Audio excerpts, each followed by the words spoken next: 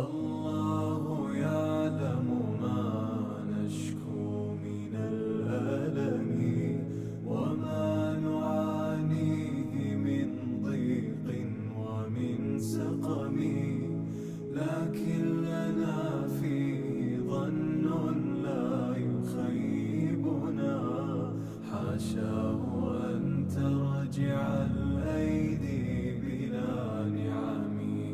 كم جاد من فضله قبل السؤال، وكم أعطى وأغنى بمحض الجود والكرم.